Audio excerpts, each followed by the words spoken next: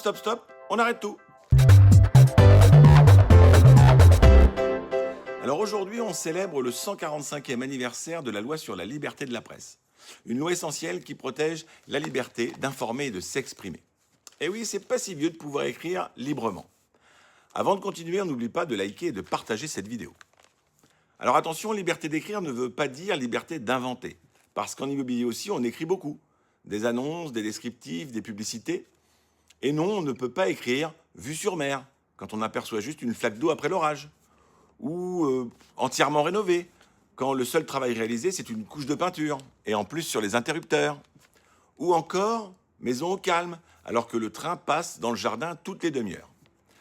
Une annonce doit être sincère. Elle met un bien en valeur, bien sûr, mais elle ne doit pas induire l'acquéreur en erreur.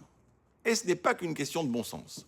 Car si une annonce contient des informations fausses, elle peut être qualifiée de pratique commerciale trompeuse au sens du Code de la consommation.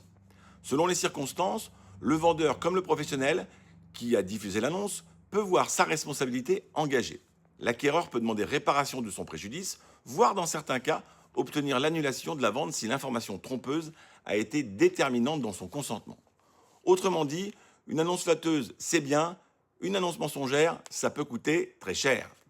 Alors oui, la liberté de la presse est une belle conquête, mais en immobilier, la meilleure annonce reste celle qui donne envie sans raconter l'histoire.